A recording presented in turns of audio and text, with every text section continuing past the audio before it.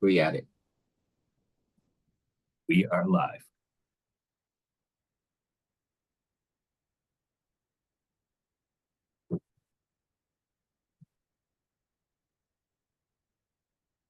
We'll take a moment to welcome our guest into this virtual room. This is Kim speaking.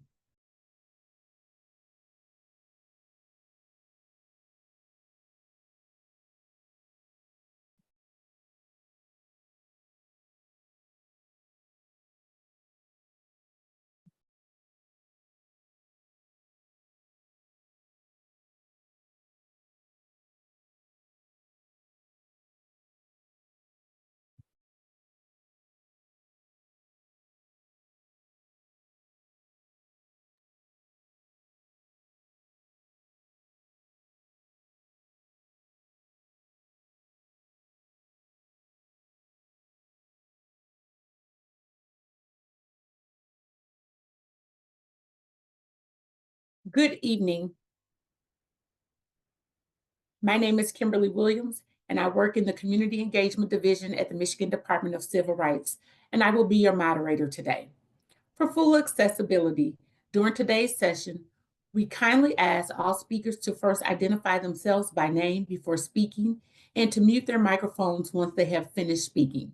We have ASL interpreters on screen and live card captioning is available. To enable captions, please turn on your subtitles by clicking the CC icon located at the bottom of your screen. We will have a Q&A portion during today's session. Attendees are encouraged to use the Q&A function, also located at the bottom of the screen, to submit questions for our panelists at any time. With that said, it is my great pleasure to welcome you to the 2025 MI, spelled M-I, Response to Hate virtual campaign forums. This series will feature a new installment of hate and bias awareness programming each month throughout the year, culminating in our annual My Response to Hate conference in September. Right now, let's take a look at our PSA the team developed to capture the spirit of the My Response to Hate campaign.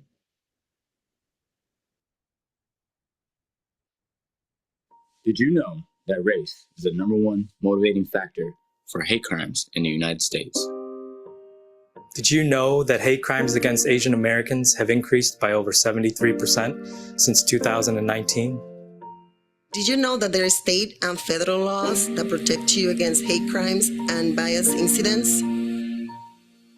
The Michigan Department of Civil Rights and the Michigan Alliance Against Hate Crimes have launched the My Response to Hate campaign to inform Michiganders of hate crimes and bias incidents occurring in Michigan. You can take action in your own way by showing love, not hate. If you see something, say something. Support victims. Report the incident. Make a commitment. My response to hate. My response to hate. My response to hate. My response to hate is love. Visit michigan.gov/MDCR for more information on hate crimes, bias incidents, and available resources. This is Kim speaking. It is our hope that these forums provide you with information pertaining to hate and bias prevention that you can implement and use in your daily lives, at your places of work, in your schools, and in your communities. Once again, it is my pleasure to welcome you to the 2025 January Forum of My Response to Hate campaign. If you missed any of our previous forums, which started in January of 2022, the series is available for viewing at your convenience on the Michigan Department of Civil Rights YouTube and Facebook platforms. You can learn more at michigan.gov/MDCR. Our first presenter is Jennifer Stewart. She is an associate professor of sociology at Grand Valley State University. Her specialty area is in race and ethnicity.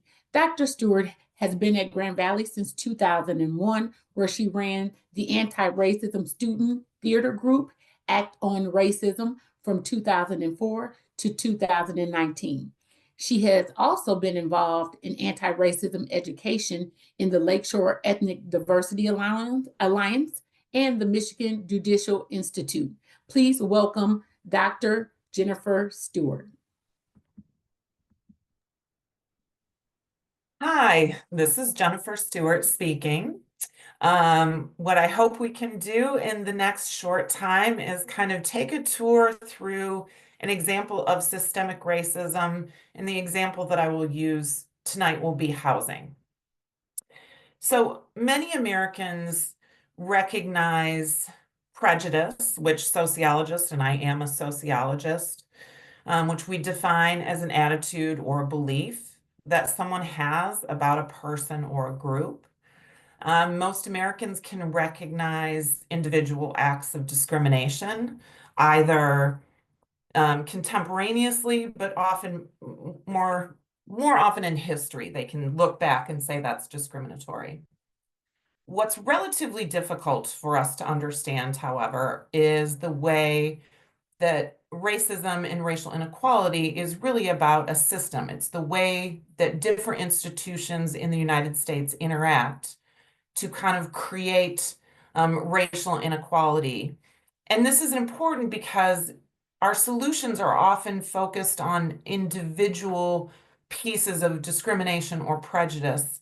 And we don't understand why the system perpetuates itself over and over, but that's because we don't treat the system as such.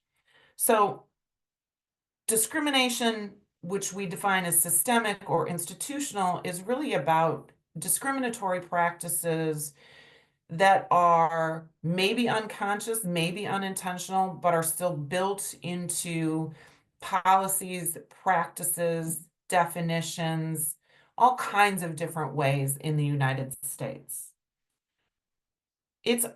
We're going to use the example of neighborhoods because as I've been speaking to my students over the years, and as sociological and political science studies tell us, a lot of Americans, in fact, the majority of Americans, believe that the way our neighborhoods look are simply a function of individual preference or individual choice, maybe economics, right? So somebody can afford to live in this neighborhood where somebody can't afford to live in that neighborhood.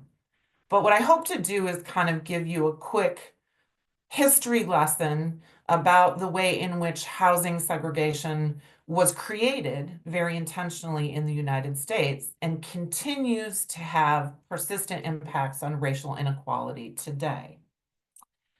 So if we could move to the first slide, please. So two important definitions that we'll start with are de jure segregation and de facto segregation. Segregation that is considered de jure is segregation by law. So it's something in the law that required and created segregation. Think of the Jim Crow system from the end of Reconstruction until 1964 as being an example. All of those segregationist rules were built into the law and were considered constitutional. On the other hand, you have something called de facto segregation. And de facto segregation simply is segregation in fact. So a lot of what we see today is de facto segregation, but these two concepts aren't separate. What caused de facto segregation was de jure segregation for many decades.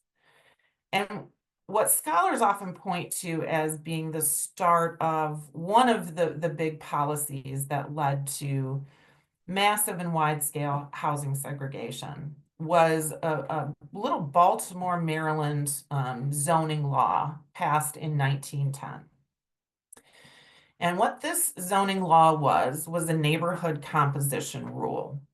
And so neighborhoods had to be counted and the race of residents had to be counted.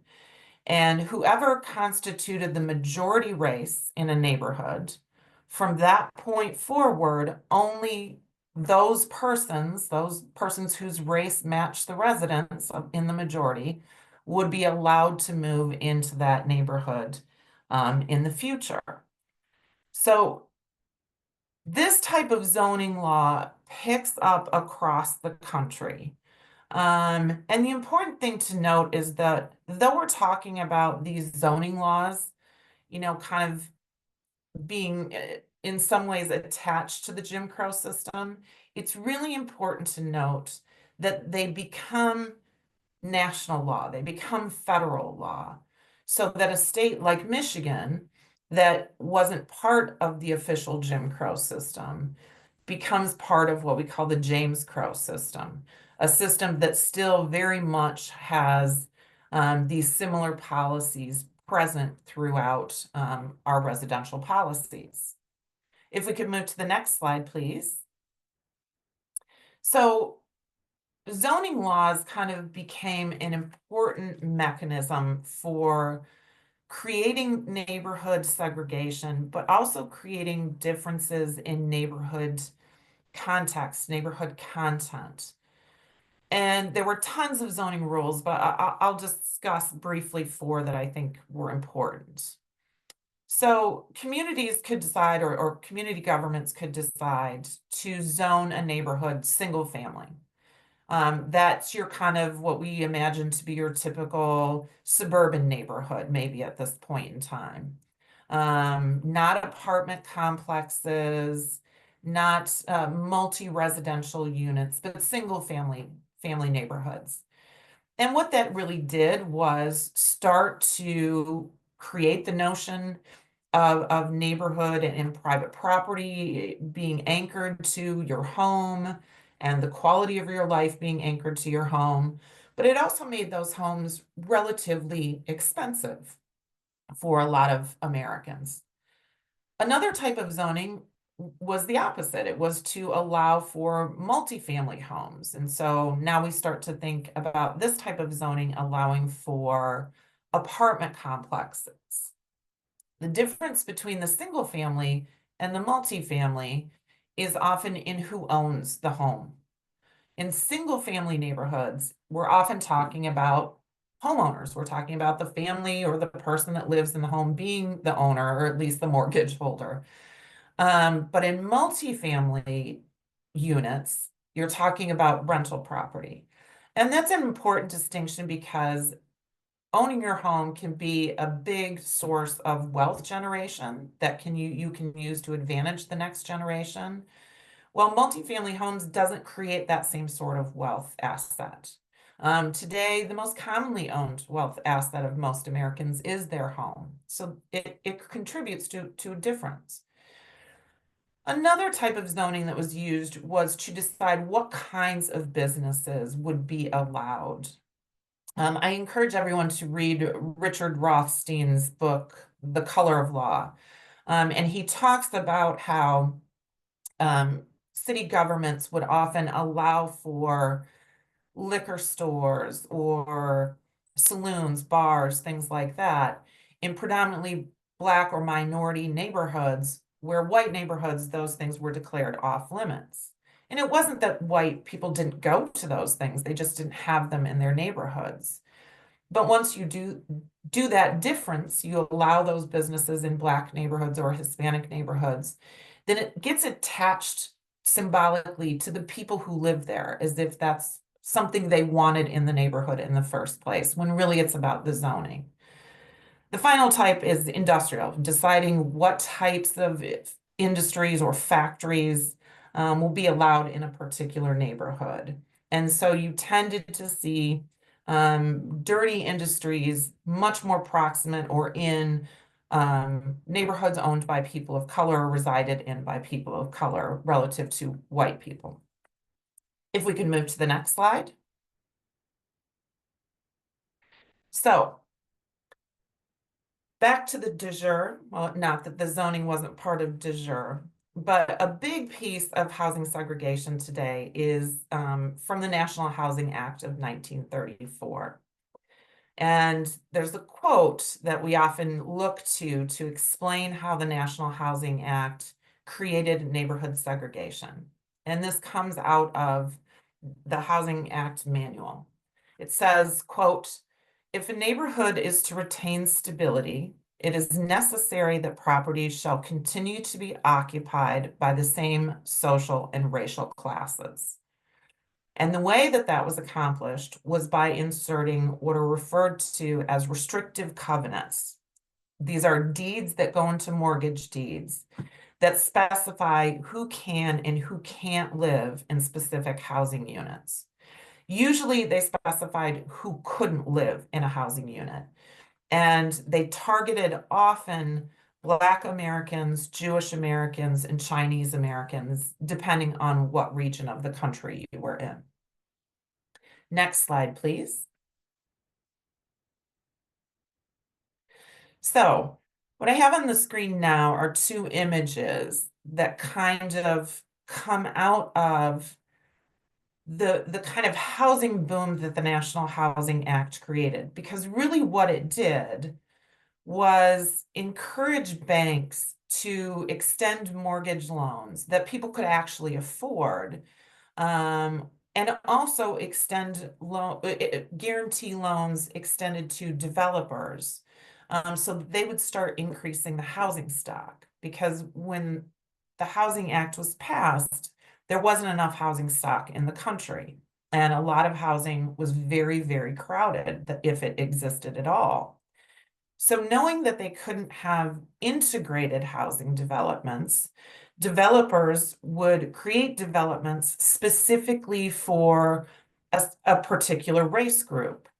So for me, on the left of my screen, Atlantic City Estates, homes for discriminating people, right? And this is a development advertised for white home buyers, where on the other side, it's a development advertising for Black home buyers. The differences in these neighborhoods were often in the amenities that the neighborhoods contained. So sidewalks, parks, trees, other things like that. And that contributed to then later on the value of the various properties as they were developed. Next slide, please. So one of the most pernicious aspects of the National Housing Act was the creation of something called the Homeowners Loan Corporation. What they did was sent appraisers around the country who were to grade every neighborhood and determine whether or not neighborhoods would be eligible for nationally subsidized mortgage loans that banks would give out. So you could be graded A, B, C, or D. And if your neighborhood was graded D, you no longer qualified for that subsidized loan component. That's where we get the term redlining. Banks would have maps of the areas where they would loan money, and they would draw red lines around D grade neighborhoods, and that meant they weren't eligible again.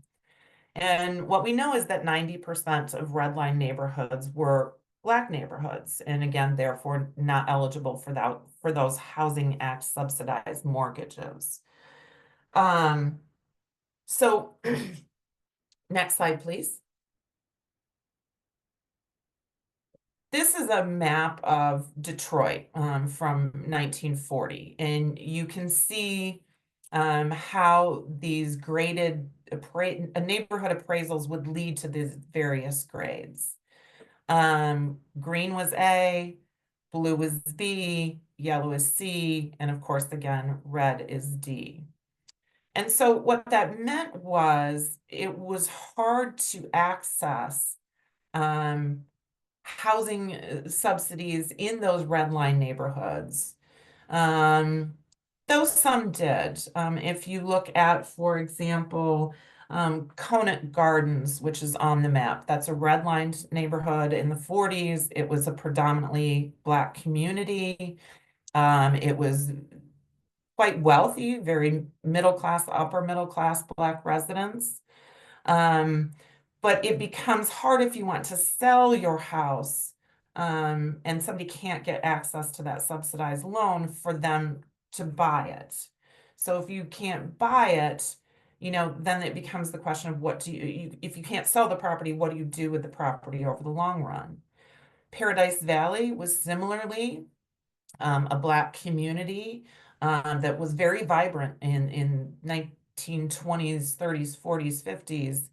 There were over 300 Black-owned businesses in Paradise Valley.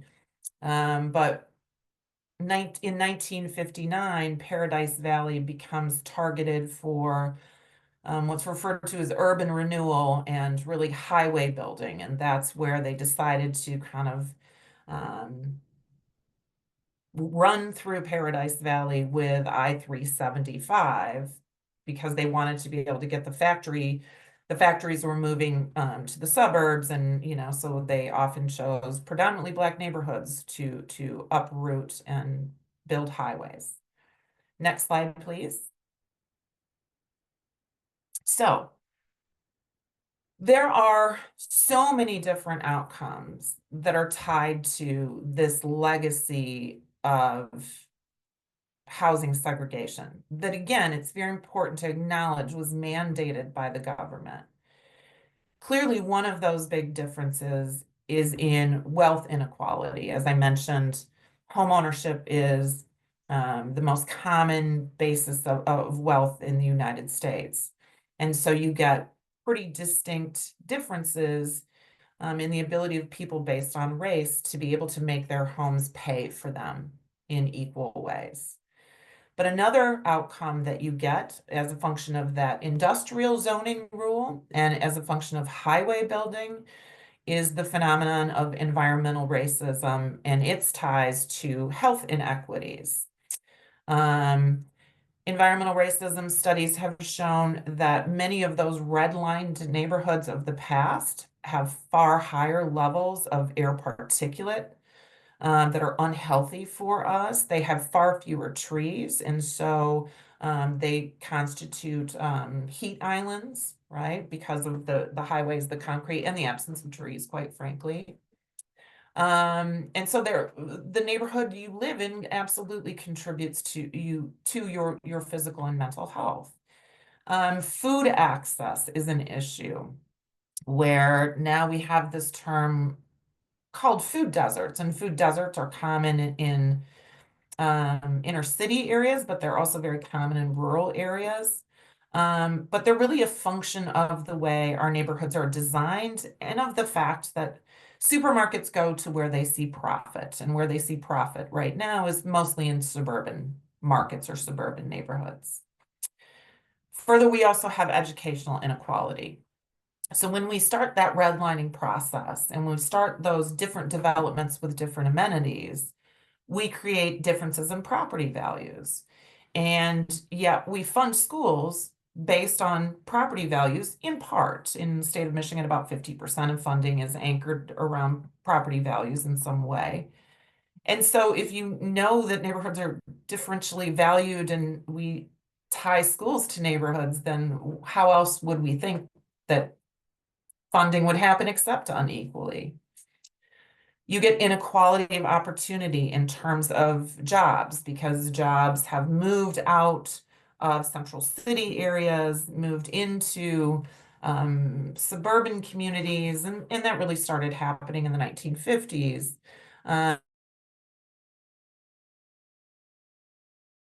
Right? So there is a cost, and that's part of wealth inequality again, and here we're at the system piece. If you have to travel farther to access employment, it means you spend more of your income on transportation, on car repairs, on gas. And so that cuts into your ability to save for your children's future, to save for your own future. And finally, we could talk about racial profiling, right? When we create neighborhoods based on race, and that's absolutely what we did, it makes it almost impossible for racial profiling not to occur because you're always policing single race neighborhoods in some ways. I mean, that's an oversimplification of the issue, but it does contribute to that particular pattern. So when you look at all of this together, again, this is what systemic racism is. If you have poor health, that affects wealth inequality. Food access affects health. Food access impacts your ability to be educated or get an education. Your health impacts education. So the importance of systemic racism is understanding that things need to be fixed as a system. And that's a complex thing, but it's an important thing. So thank you very much.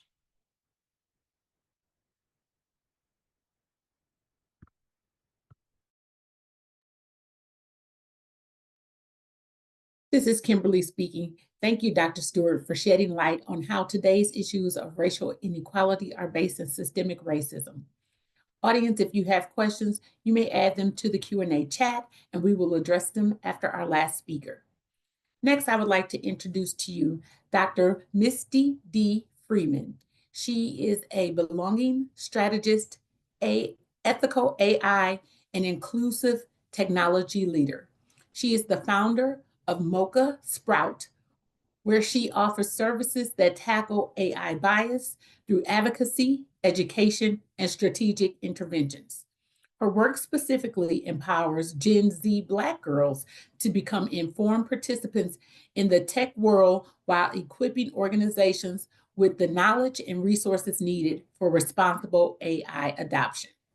By bridging gaps in AI literacy and addressing biases head on, Dr. Freeman is creating an ecosystem where inclusivity, evidence-based practices, and meaningful societal progress is prioritized, ensuring that AI serves everyone. Please welcome Dr. Misty Freeman.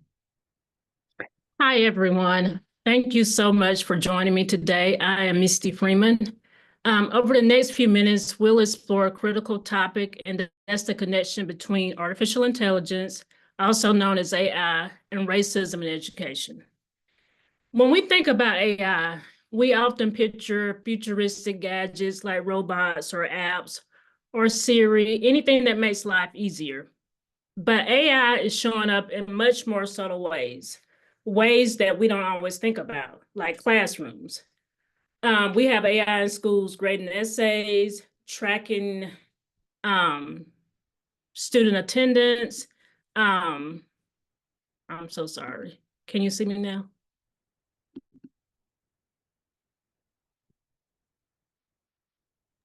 This is Kimberly speaking. We can see you now. Okay. So we have AI tracking student attendance, student performance, helping schools decide who gets admitted into certain programs. But here's the challenge. AI is far from perfect. It reflects the biases of the people who create the data.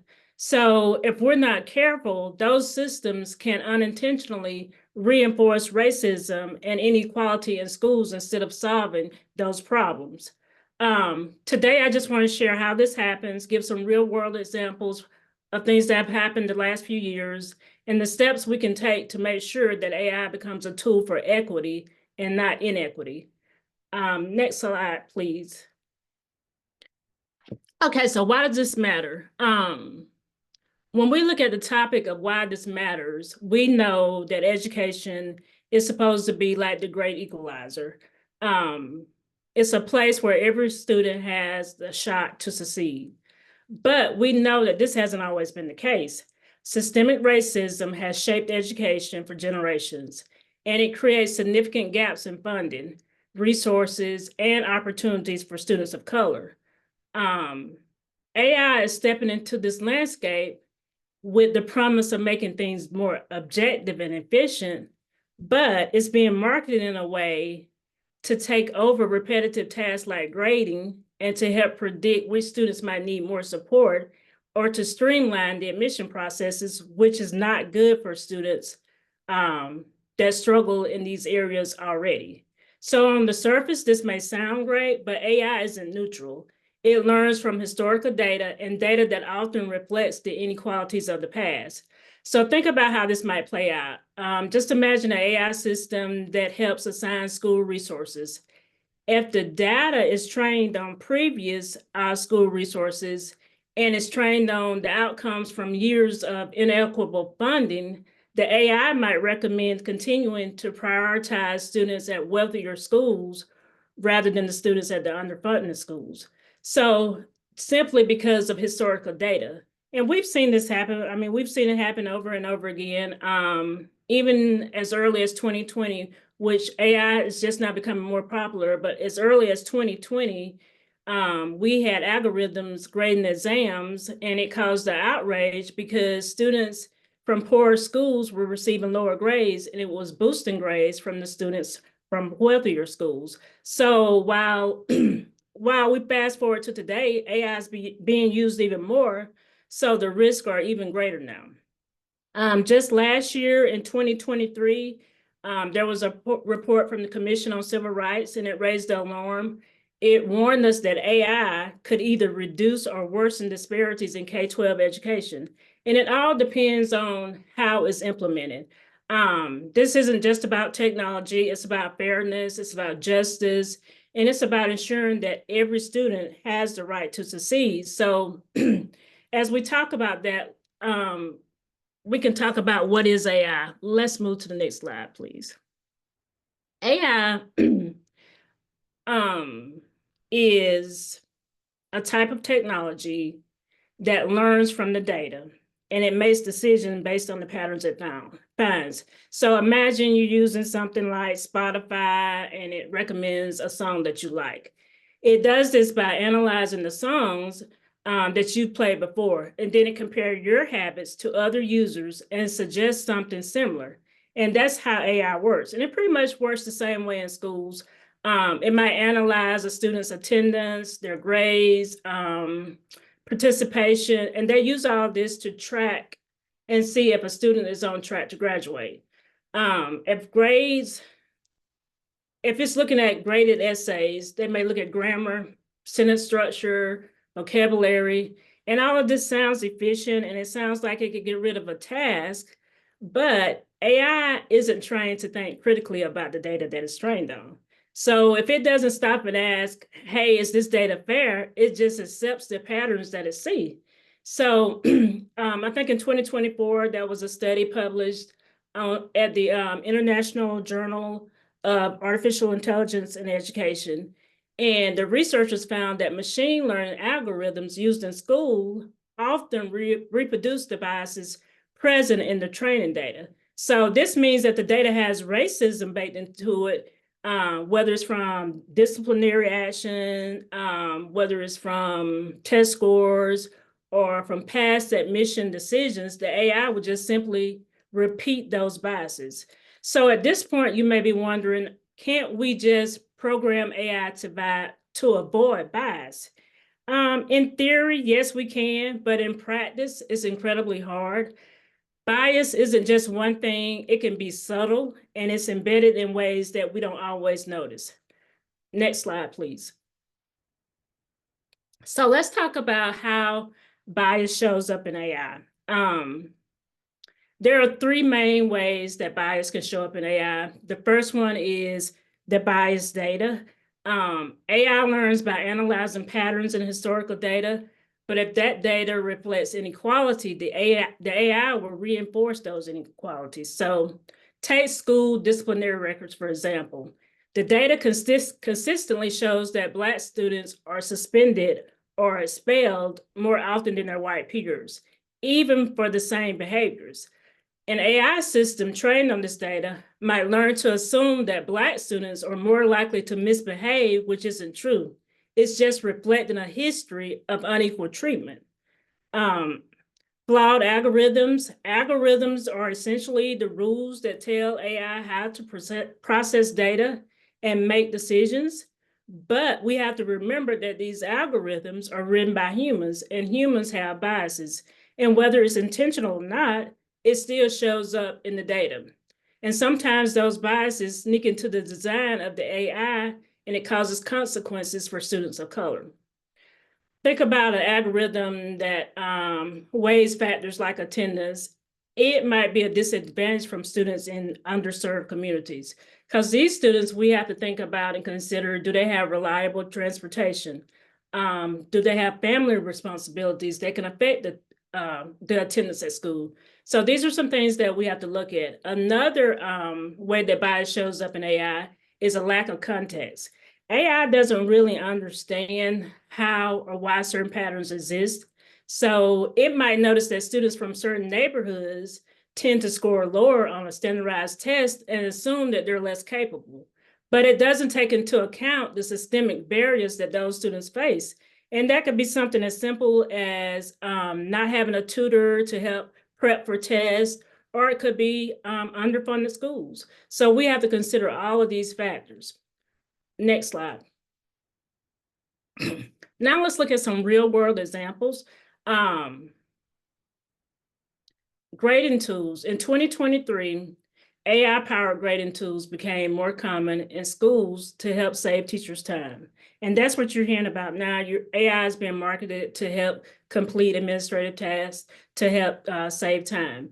But these tools penalize students in 2023. In that study, it penalized students who wrote in non-standard English. And this English may be African-American vernacular English.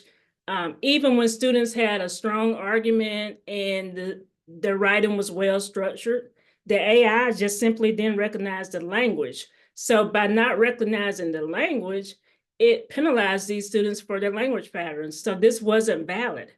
A 2024 analysis of algorithms and for admissions found that students who were wealthier attended schools that did not penalize them for test scores. So underfunded schools, students of color were penalized even if they were just as qualified. So these are things that we're not looking at as we market these AI tools. Predictive analytics, I think there was a case in Florida in 2023 where Florida did a pilot program. They used AI to predict which students were at risk of dropping out. The system disproportionately flagged Black and Latino students even when they were performing well academically. So it turned out that the AI was overemphasizing factors like attendance and family income without considering the broader picture. And then content moderation. On any digital learning platform, it's designed to moderate discussions. But a lot of these AI moderation platforms, they are disproportionately flagging non-standard English as inappropriate. And this created an environment where students feel like their cultural identity was being erased. So this is very important to remember as we consider these AI tools. So now let's talk about why this matters. Next slide, please. So why does this matter so much? Because it directly affects the future of these students. Imagine being labeled at risk by an AI system when you're actually excelling in school. So imagine getting a lower grade because of the way you write or the way you speak. Or imagine being passed over for a college opportunity because the algorithm didn't value your unique achievements. These aren't hypothetical situations. They're happening right now all over the United States. There was a 2024 article that was talking about biases and AI and having long-lasting effects on students' rights and opportunities. And this is something that must be considered. So you may be asking, what can we do about it? Next slide, please. Well, the first thing we can do is use better data. AI needs to learn from data that reflects all students fairly. That means including diverse voices and experiences and not just those of the majority. Also, we need to be transparent. Schools and companies need to explain how their AI systems work. For example, what data are they using and how are decisions being made? We can also build diverse teams, and that's simple. The people designing the systems need to come from different backgrounds. Research shows that diverse teams are better at spotting bias. We also need to advocate for policies. Governments and school boards should require audits of AI systems, to just check for bias before it happens. And it's not difficult, but it's something that we need to do. Next slide, please. To wrap this all up, AI has enormous potential to improve education, but there must be careful oversight. We reinforce the same racial inequalities that we've been fighting for so long and for decades. The good news is that it It isn't inevitable, but by being intentional, transparent, and inclusive, we can make AI a tool for fairness and opportunity. It would take all of us coming together, educators, parents, technologists, policymakers, everybody to get to that point. And if you've been following the news over the last day or so, you would know that our new presidential administration has signed an executive order repelling rail guards that were put in by the previous administration to develop safe AI policies and practices. So I think now more than ever, we have to be really aware and advocate for ethical AI. Thank you.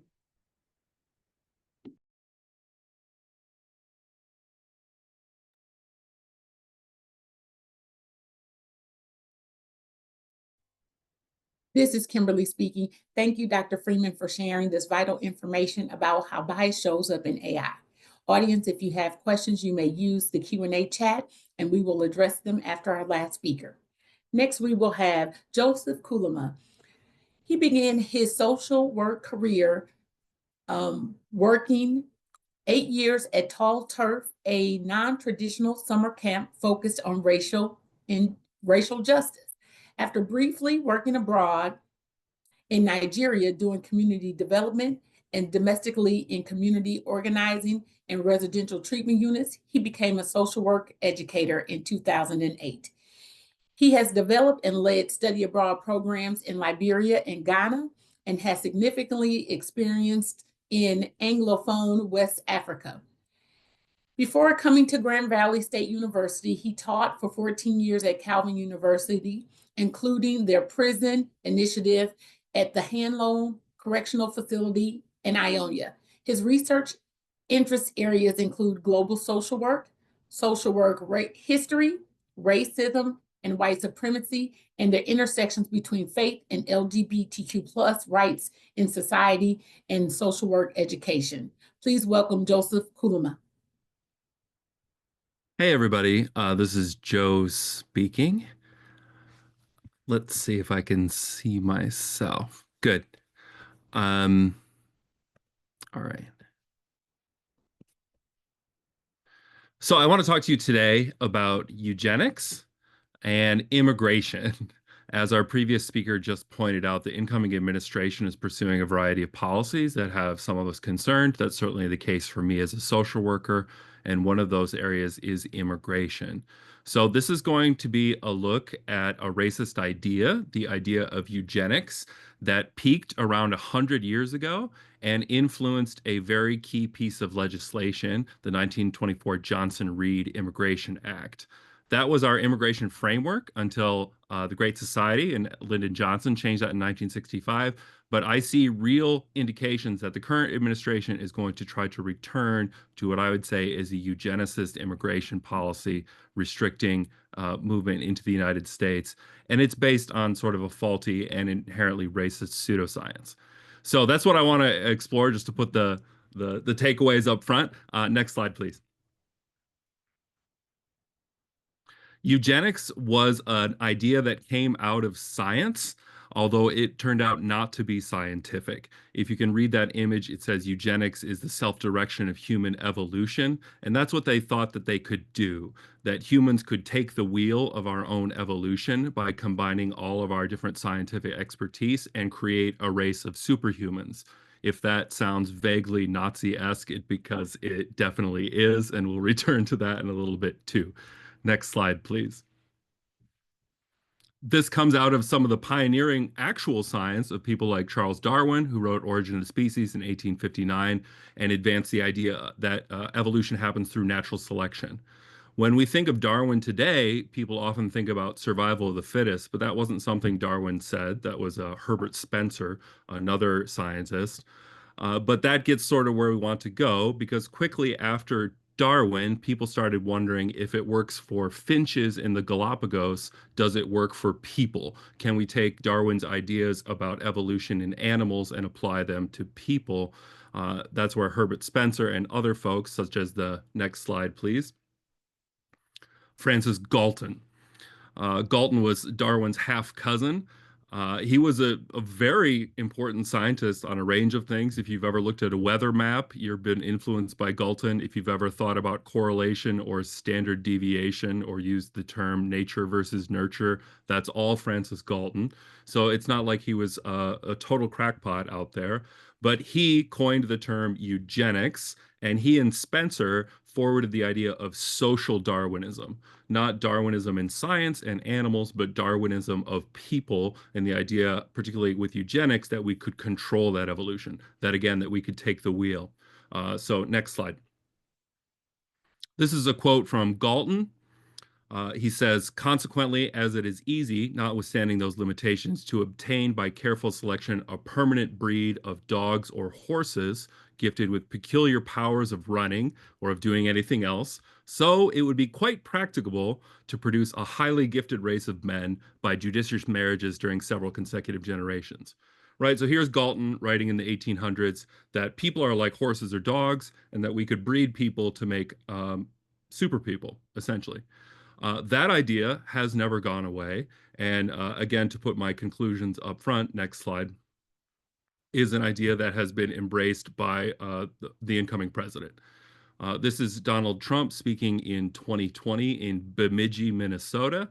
And this is a theme he actually has talked about a tremendous amount throughout his campaigns and career in politics. But he tells this crowd in Bemidji, this is in Minnesota, a state that's 80% white, and the crowd in that arena was even probably higher than that. You have good genes. You know that, right? You have good genes. A lot of it is about the genes, isn't it? Don't you believe? I can't do the hand thing or the imitation. I won't try. The racehorse theory. You think we're so different? You have good genes in Minnesota. So Trump really believes in genetics, and he believes in what I would say is eugenicist, social Darwinist construction of genetics, where things like morality, intelligence, the capacity for self-determination are all hereditable, not just things like hair color or eye color.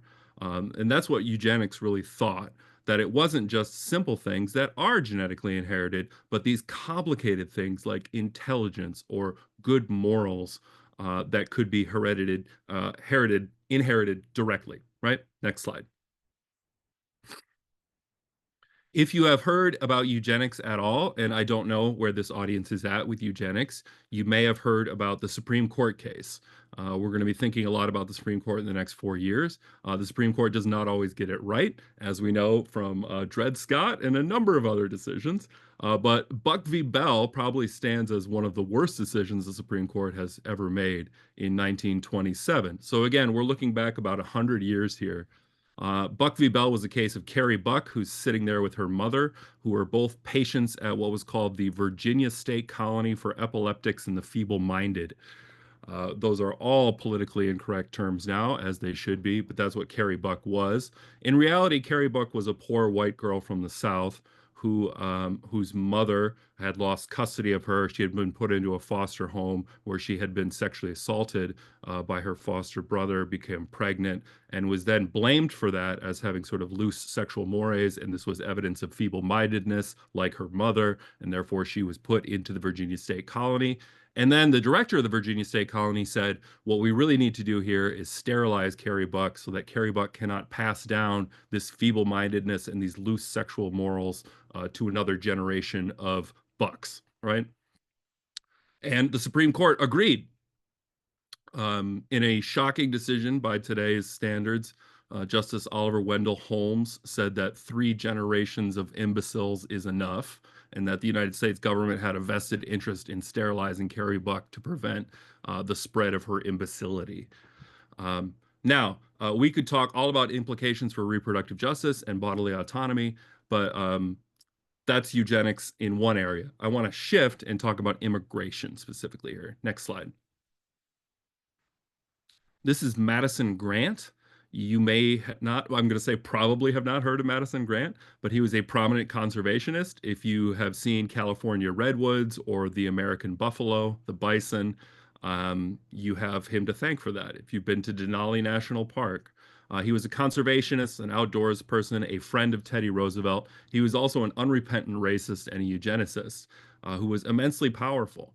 in the 1920s, partially because he had written a very important book, a book that Teddy Roosevelt, by the way, really loved, called The Passing of the Great Race, or the Racial Basis of European History. Next slide.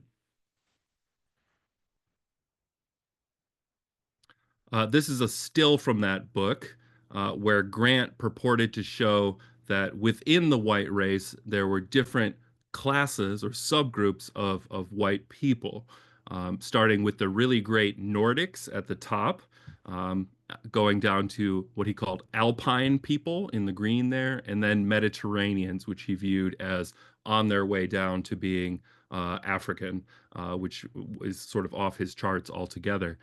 But Madison and Grant really said, what we have to do is get the right sort of white people into the United States. And this was what was fueling the immigration debate in the 1920s. It wasn't about immigration from Guatemala, El Salvador, and Honduras. It was immigration from Italy and Lithuania and Eastern Europe.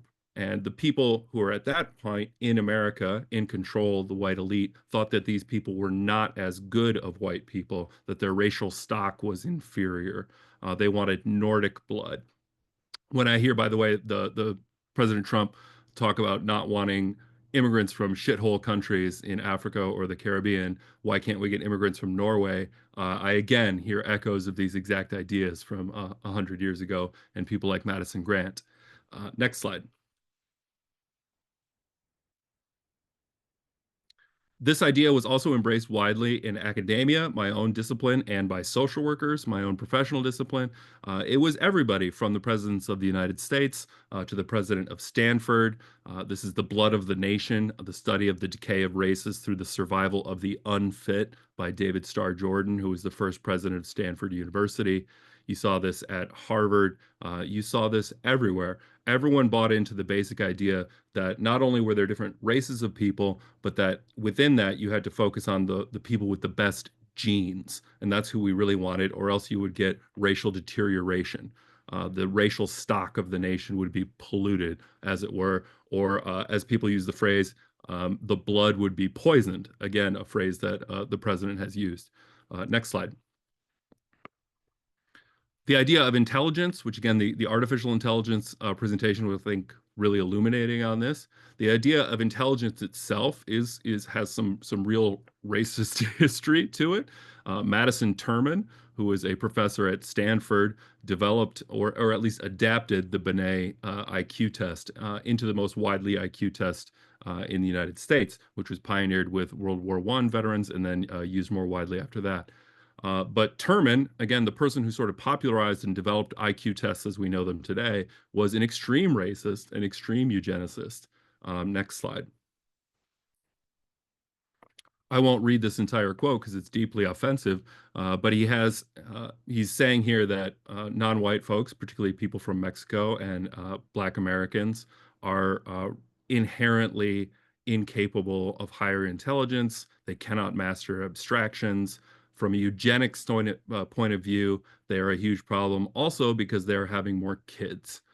So eugenics is obsessed not only with sterilizing people who they see as unfit, but also preventing people who they see as unfit from having kids, having the right people have kids, and getting the right immigrants into the country. You got to, again, maintain this racial stock, this pool of blood and genes that you want in the country. Next slide, please. You see this in popular protests during the time. Particularly, I'm going to highlight the gentleman on the far left on my screen. He's holding a sign that says, "I am a burden to myself and the state should I be allowed to propagate," which, as I always say to my students, gets credit for being a rhyme, but is a horrific idea. This idea that some people are a burden and they shouldn't be able to have kids. They shouldn't be here. And that if we did this, as the middle sign says, there would be no people in prisons or asylums. None of this is true, but these are deep eugenicist ideas that I do think we still see quite frequently in our modern discussions of everything from welfare and cash assistance programs to immigration.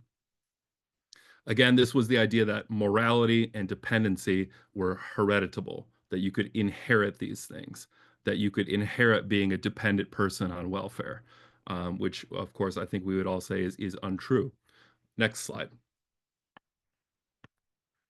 Even more to the point, and I think this is rhetoric we definitely hear today, people said that your tax dollars are going to support these unfit people, these unfit immigrants, these unfit lower class and lower race people in the United States. As it says in the top of this bulletin board from the era, every 15 seconds, $100 of your money goes to the care of persons with bad heredity, such as the insane, feeble-minded, criminals, and other defectives. And this, again, was widespread belief from the president on down through high society, judges, the Supreme Court, all of the major universities. Everyone believed this. All right, next slide. This comes to a head then in the 1920s as immigration is starting to peak from those places that Madison Grant and others have identified as undesirable for the gene pool of the United States. So here you have Uncle Sam reviewing a horde of immigrants coming in through Ellis Island. The text there is very small, but you have hats that say German socialist or Polish anarchist. Again, these are people who were not desirable. These are all people who today we would identify as white, but at this time were viewed as subcategories of white. Non-Nordic, non-ideal people to have coming into the country. And they really did want to preserve the racial purity of the United States, the racial purity of the blood, again, to use language used by the president. Next slide. In 1924, then, they passed the Johnson-Reed Act, Immigration Act, and the New York Times said the America of the melting pot has come to an end. And that was true. It really closed the door on immigration. My own great-great-grandfather came in 1912 on a boat from Rotterdam, Dutch immigrant. He came when he was 17 years old. He spoke no English, according to the immigration records, and his occupation was listed as farmer. That's a typical profile to someone who might be coming from the Guatemalan highlands today, but he was able to walk right off of a boat and catch a train to Kalamazoo and work his whole life and become Bill and become white and become American in a way that isn't accessible for people. So the melting pot comes to an end. What the Immigration Act of 1924 did was say we are going to accept 2% of the population based on the 1890 census. So every year, if Germans would be allowed 2% of what they had in 1890 on the census. It was basically designed to freeze the nation as a snapshot of 1890, to roll back the clock and say, we don't want the racial mix that we're getting in 1920, we want the racial mix that we're getting in 1890. So in some ways it was a colorblind law, but it was of course deeply, deeply racist. Next slide. There's the sort of breakdown of this. Johnson-Reed Act froze demographics using 1890 census and also flat out excluded all Asiatic and Malay nations as the language was at the time. This was a follow-up on the 1884 Chinese Exclusion Act. David Reed, the senator who sponsored it in Johnson-Reed, right, said there has come about a general realization of the fact that the races of men who have been coming to us in recent years are wholly dissimilar to native-born Americans. And it just so happened, not just so happened, this is the connection I'm drawing out, that Albert Johnson, his congressional co-sponsor, was the president of the Eugenic Research Association, and that the legislation was based on a report from the Eugenic Committee of the United States Subcommittee on Selective Immigration, chaired by Madison Grant. So these people with these deeply racist ideas about the genetic pool of the United States were shaping in every way immigration policy in the United States. Next slide. Again, this had the backing of everyone, including the president at the time, Calvin Coolidge, who we do not think of as a reactionary. But again, he says America must be kept American. For this purpose, it is necessary to restrict immigration in his State of the Union in 1923. Next slide. The people who did know that this was racist, as with today, are the folks on the very far right. So this is the Fiery Cross. This is the newspaper of the Ku Klux Klan, which was in its second Klan phase in the 1920s in its political power ascendancy. And they celebrated this as a sort of straightforward eugenicist piece of legislation, right? the Fiery Cross was a big fan of the 1924 Immigration Act. Next slide. We already went there. We'll go there again. And I hear again echoes of this. This is from 2024.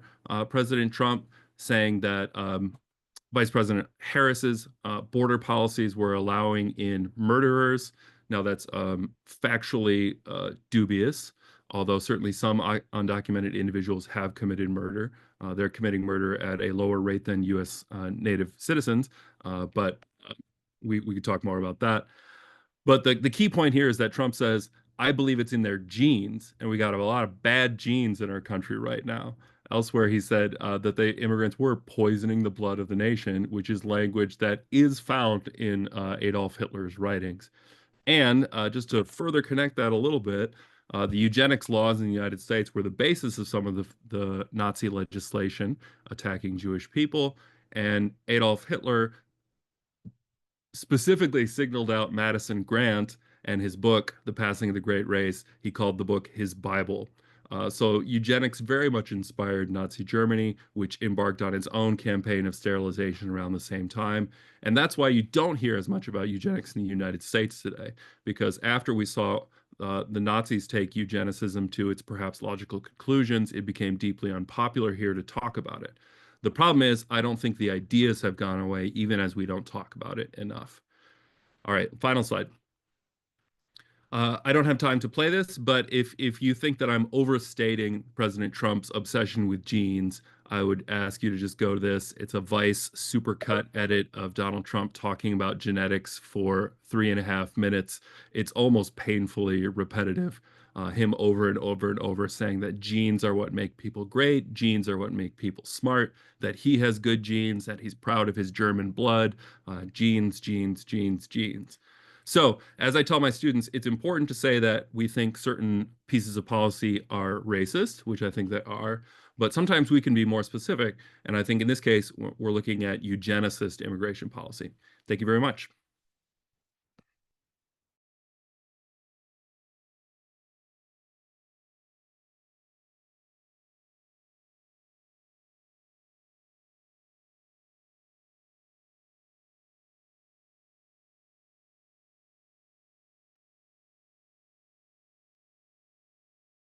This is Kimberly speaking.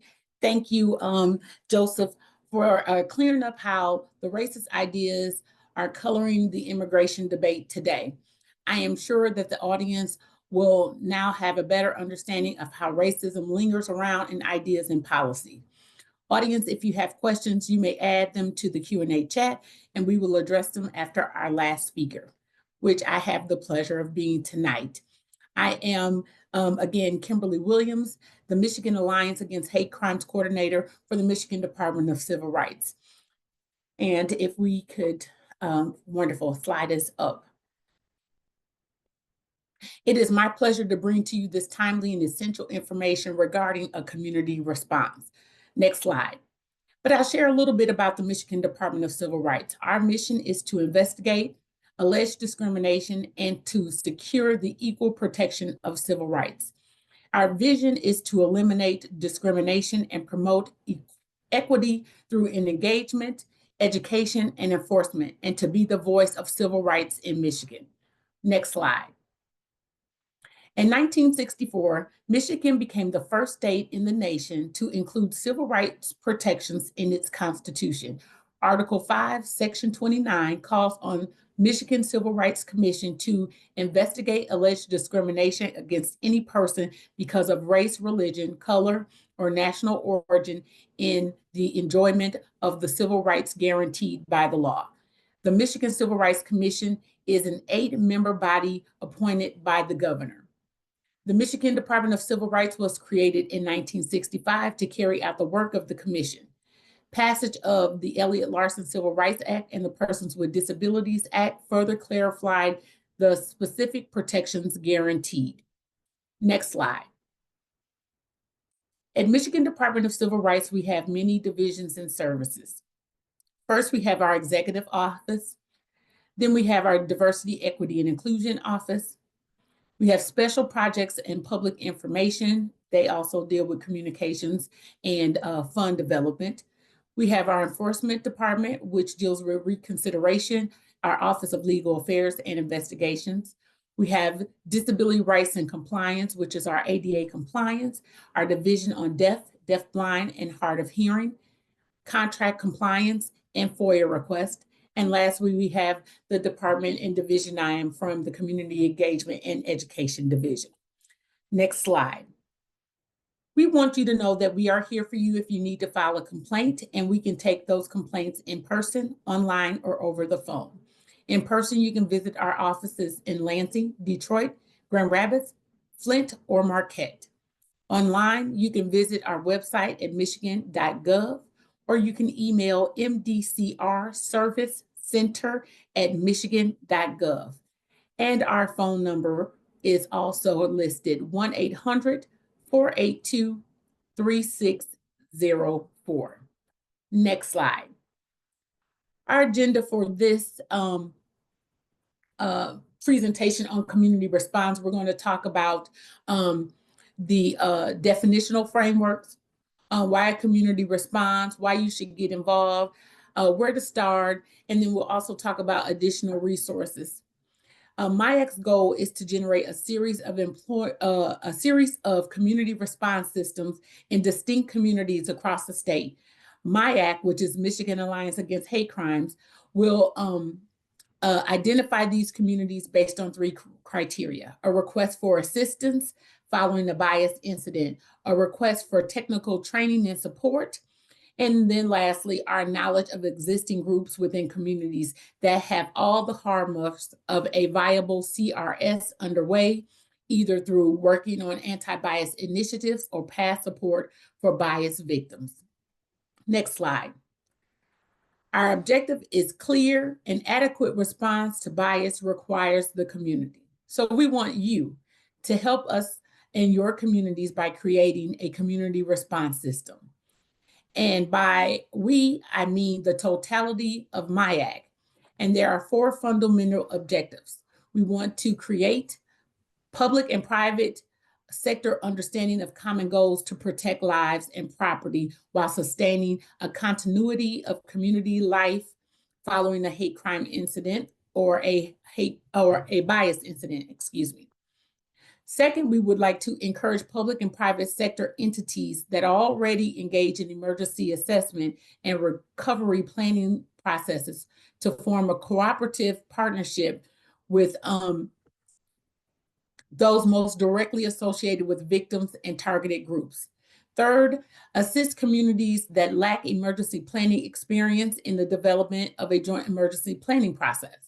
And then lastly, develop an understanding of mutual and respective goals and learn how public and private resources can complement and support each other to prevent and respond to hate crimes.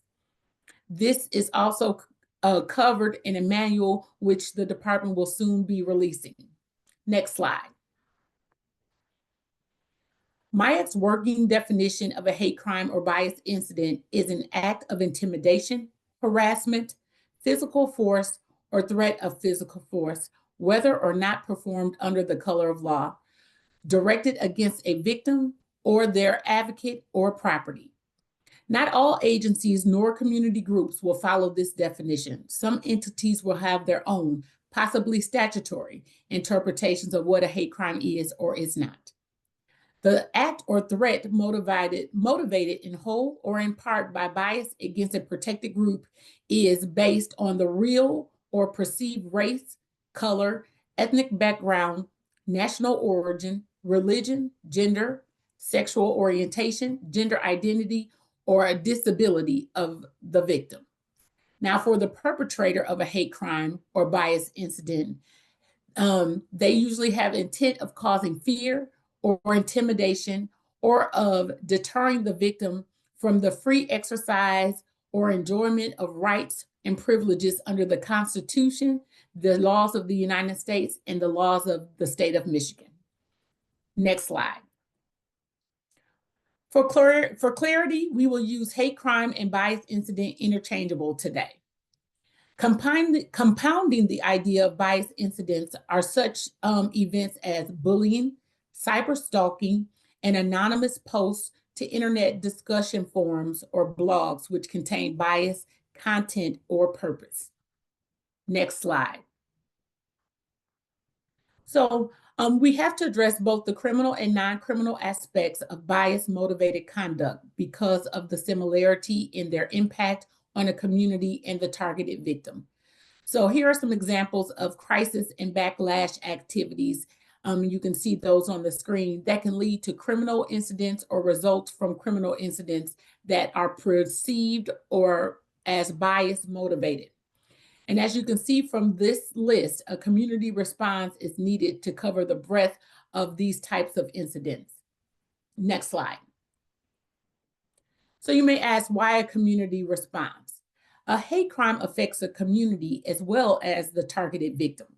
Such events undermine the community's safety, sense of security, and image, and call into question the community's ability to protect its citizens and their property. Normally, it is law enforcement or the media that brings such incidents to light. A community response system brings the community together. This collective purpose is useful not only for the response effort, but also to effectively prevent bias incidents. Victims of hate activity are not targeted for what they do or for who they are.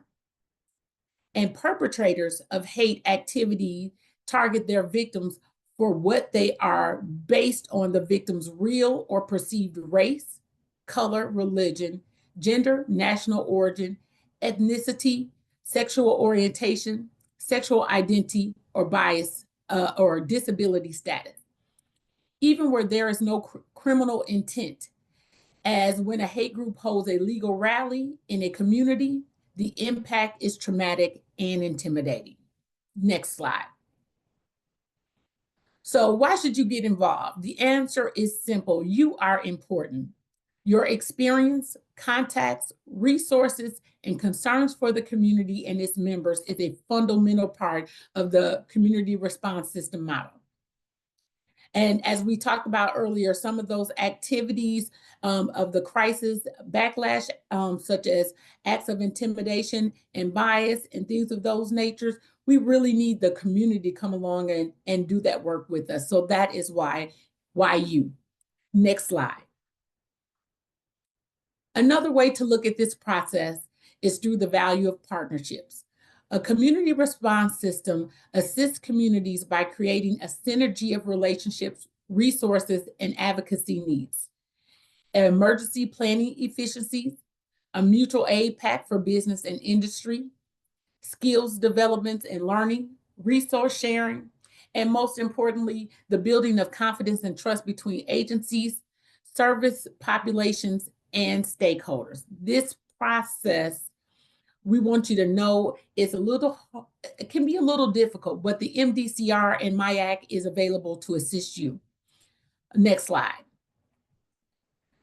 The community response team mission is to initiate proactive measures to intervene when necessary to diffuse situations involving community tension and unrest, and to assure that all people enjoy rights under the law.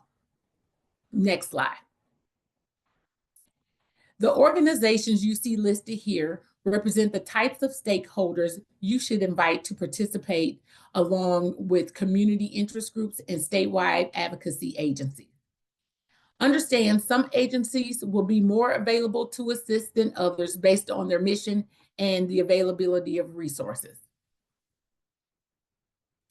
We have tried to do this today through this presentation to create a strategic base of stakeholders for which you may generate for your community response system. Next slide. It is vital to keep your community partners connected to the community response, to the Michigan Department of Civil Rights, and MIAC networks. Active and involved partners keep the spirit and goals of the CRS alive. This is one reason to focus on institutional and organizational level than on the volunteer or the activist. Although caring individuals concerned with their community's civil rights health will perform the work of an effective CRS, Collaboration with institutions, organizations can bring great resources to bear on hate crimes through larger communication networks, increased understanding, resources, and community buy-in. The coordinating unit can recruit member organizations to serve on various CRS working groups. Next slide. What we will ask of you today is for you to take a few moments to think about who could serve as an initial coordinating unit for your community response system. Establishing the coordinating unit serves as the CRS organizational body. By outlining and assigning specific tasks during meetings and developing member rosters and such, identify a mission statement which is unique to your community. And as I have stated many times already, we want you to know that MIAC is here to help you. Next slide. And you can reach out to us to help you develop a community response system. We can provide you with information such as an action plan, tools for crisis intervention, and monitoring and reporting. And again, we can be reached in person at our offices in Lansing, Detroit, Grand Rapids, Flint, and Marquette. You can reach us online by visiting the michigan.gov website or email mdcrs service center at michigan.gov. And our phone number is 1-800-482-6304. And you can, of course, follow us on our social media platforms such as Facebook, Twitter, and Instagram. And it is my hope that this information was helpful for you. And I would at this time invite all of our panelists to restore their cameras so that we can proceed with our Q&A. And I will turn it over to Rachel, if you could share any questions that may have come in the Q&A box or that you have for our panelists. This is Rachel speaking. Thank you, Kimberly. The first question will go to Dr. Jennifer Stewart. How did zoning laws contribute to the creation and perpetuation of residential segregation and inequalities in housing opportunities for marginalized communities? So one of the ways they contributed to inequalities for marginalized populations, and I'm sorry, this is Jennifer speaking, is by creating inequities in the literal environment of neighborhoods. And so when you put a polluting industry in a neighborhood, it makes it less desirable for future buyers. When you put,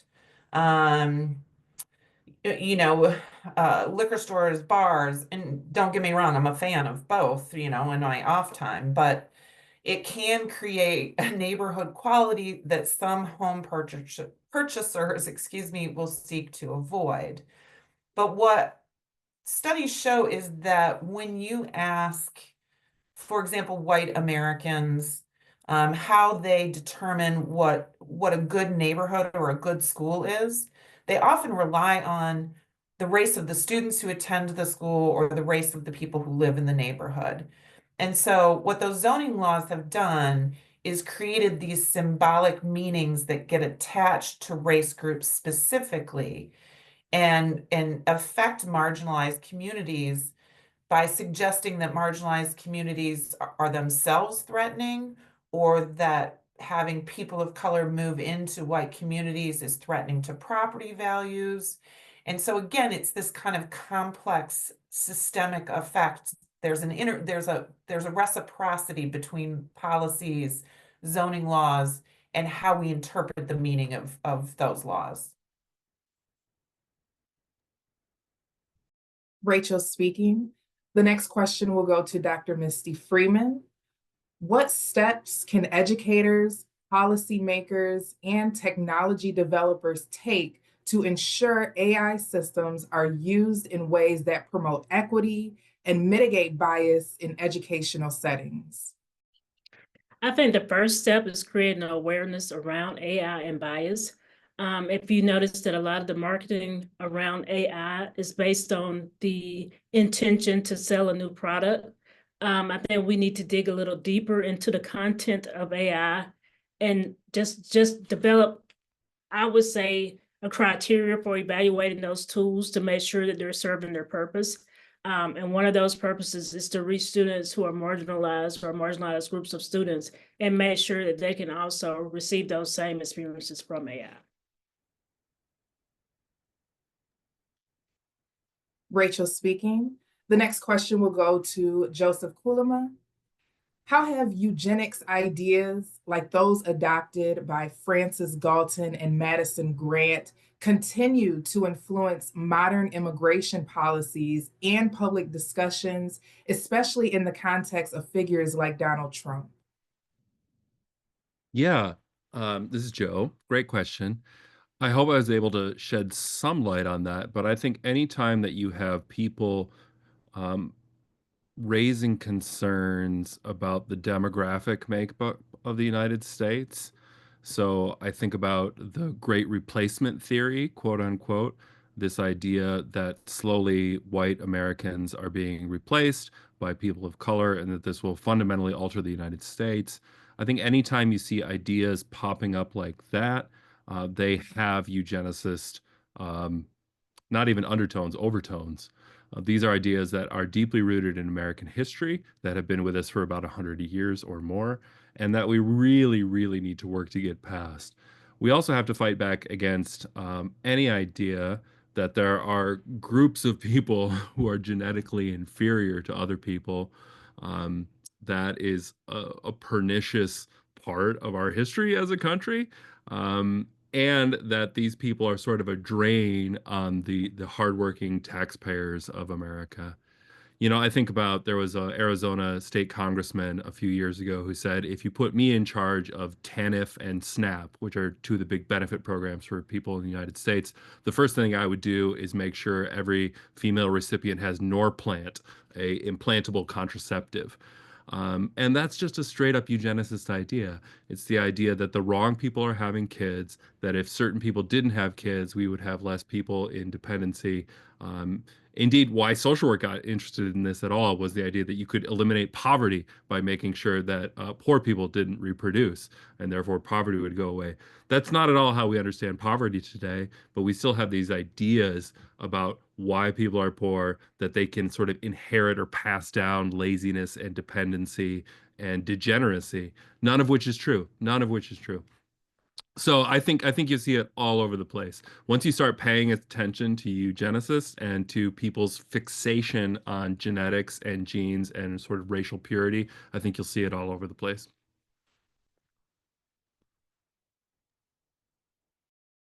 Rachel speaking. The next question is for Kimberly Williams.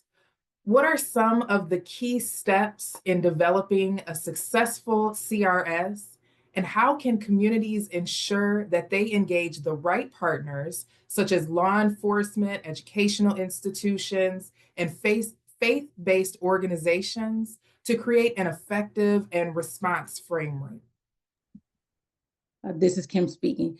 So one of the things that people can do initially is really kind of look and see who are those leaders in their community and do the outreach there. Then they can actually take steps to get more education, look at, get statistic reports, sign up for newsletters, sign up for training so that they can better understand what this work really is.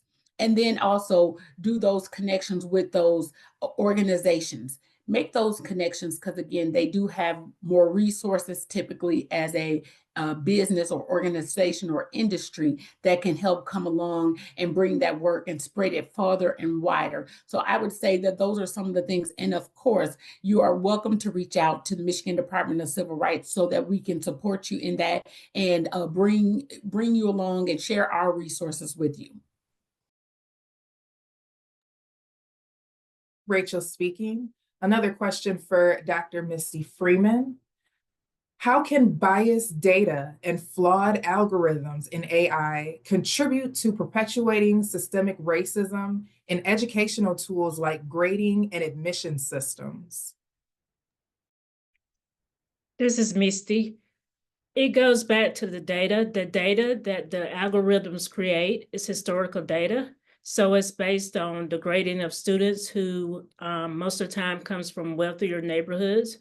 So when you have a student who's being graded by AI in a poor neighborhood, they may have, as I mentioned, the sentence structure, they may have a good argument in an essay, but because of this, the way they talk, because of the culture, they may not be given a fair grade. So those are the things that we have to look at when we look at the historical data. It is not always based on, like we said, it's out of context. So you can't use that information unless you place it in a context of what's going on with that population of students. Rachel speaking. Another question for Dr. Jennifer Stewart. In what ways do the lasting effects of redlining, environmental racism, and restricted housing opportunities continue to influence disparities in education, health, and economic outcomes for communities of color today? So, I think there's a great link between what Misty and myself were talking about in terms of, so neighborhoods that were redlined, they're also more likely to be proximate to polluting industries. Think landfills, incinerators, medical waste disposal. And we know that living in highways, don't let me leave out one of the biggest contributors to air particulate matter, which we know causes asthma. It causes cardiovascular disease. And so one of the ways that that plays out is that if you look at rates of asthma, they're much higher among children of color, and they're much higher among children of color in poor communities. That's going to contribute greatly to the number of days of school that you miss in any calendar year, right? And so now let's add in this algorithm piece, which is predicting who's going to stay in school or be successful and who's going to drop out based on attendance, right? Not based on the quality of the student. And it's, as Misty said, it's totally without context that this data is given. So, you know, when we look at all of this together, we're talking about a much steeper hill for a lot of kids to climb, and a much steeper hill for communities of color to climb, to just work, eat, breathe, you know, live in communities. And so it's kind of constantly placing hurdles in the path of people of color in this country. Rachel speaking. Another question for Joseph Kulama. What is the connection between the historical eugenics movement and modern day debates about race, intelligence, and genetic superiority, as seen in the rhetoric of figures like Charles Darwin, Madison Tierman, and more recent politicians? Yeah, those ideas have not gone away. You know, as recently as the 1990s, you get a social scientist like Charles Murray writing a book called The Bell Curve, which he sort of straightforwardly argues that Black Americans are inherently less intelligent on average than white Americans. And he's, you know, he's spoken in Grand Rapids. He spoke at my alma mater at Calvin College in the 1990s. So these ideas about inherent racial superiority in intelligence have not gone away. And I just want to point out always in my presentations that the concept of intelligence is socially constructed, and it, in the case of IQ tests, was constructed by eugenicist racist people who had these ideas going into the experiment. I always say that intelligence is context dependent. I may be intelligent in the context of this panel and this topic, but if you put me in the Amazon rainforest and ask me to survive for a day, I probably can't do it, right? I'm going to die. I am not smart enough in that way to live there. So even the idea of intelligence doesn't quite make sense. So you see it in that discussion of intelligence, and you see it in the policies that we're pursuing right now, literally right now, to try to maintain the racial stock, I would say, in the United States. So you have the Trump administration trying to end birthright citizenship, effectively trying to amend the Constitution by executive order, and gut the Reconstruction amendments. Why do they want to do that? Why does he want those kids not to be U.S. citizens? I think it's fairly transparent why. Why are they rescinding the refugee status of all these folks who fought with and alongside the United States in Afghanistan, had flights purchased, were on their way here, and now may never come? What are we doing? I think the basic question for us to answer in 2025, as opposed to 1924, is the United States going to be a multiracial, multicultural democracy, or based on ideas, or are we going to be a white Christian nationalist identity-based society? And I think that's the real tension for the next several decades. Is it going to be about ideas where anyone can be as long as they agree with freedom and personal liberties and these sort of things? Or is it really about some sort of identity? And I think when you look at the policies that we're pursuing now, they have that focus on identity, and that focus on identity goes back to the idea of eugenics, and that identity is what determines all these other things. The right genes, the right identity get you the things that you want. Rachel speaking. A follow-up question for Joseph Kulima. In what ways can we challenge and dismantle the lingering racist and pseudoscientific assumptions behind eugenics in both academic and political domains today? Yeah, this is Joe speaking. That's another great question. I teach community organizing, so obviously I'm going to say organizing, and I think the Michigan Department of Civil Rights is taking some really important steps forward. And I think that organizing, in particular, needs to happen outside of the political apparatus, which is an important way to be a citizen, but cannot be the only way to be a citizen if we're going to move forward on this. So I think we have to push back on our politicians, but we also have to push back on community organizations and the philanthropic sector and all these others to say, look, what we want is an America that is based on ideas where anyone, regardless of their race, regardless of their religion, is welcome. And we have to create those spaces where we model that this is what we want, and show through our community and through our joy and resistance and resilience that this is a better path forward for the nation. That's certainly my hope, because it is going to be, I think, a very rough 4 years for policies when it comes to this. I think the policies are going to steadfastly cut against the vision that I have, a vision of social justice and equity. And we're seeing that, of course, directly attacked. So I think finding spaces, finding communities, working outside the political apparatus are the areas that are currently giving me some hope. And I think young people get the idea of a society based on ideas and not identities. And I think that we can actually create some common ground, a broader tent around that. And hopefully that will become apparent to people as we see the administration take sort of policies that are very clearly pointed in a certain direction. You know, eliminating Spanish from the White House website is not a good sign, I think, for the Latinos who voted for the president. It signals that he really is targeting a certain base, his base. So we'll see what happens, but I'm taking hope and trying to find hope in creating alternative pathways, in being in community with people across lines of difference in ways that demonstrate it's just a better way to live life. Rachel speaking. That was our last question, so I'll hand it back over to Kimberly. Thank you all. Panelists, yes, you can mute your cameras at this time. This is Kimberly speaking, and as we close, I want to share my response to hate pledge. If you could put the pledge on the screen, I will explain why it's important to take this pledge. Michigan residents and visitors have a right to work, to play, to live in a safe and welcoming and affirming environment that values the diversity and attributes of all individuals, regardless of race, religion, sex, age, disability, national origin, and all protected bases. Everyone has a responsibility to prevent hate in our state. If we stand together, we can change our communities into places that reflect love, not hate. Join us in making an affirmative stand that will make our state a positive place for everyone where we are all respected.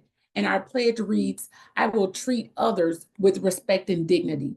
I will speak out against racism and other forms of hate. I believe one person can make a difference. My response to hate is love. Reciting this pledge is a way to demonstrate your commitment to a hate-free Michigan.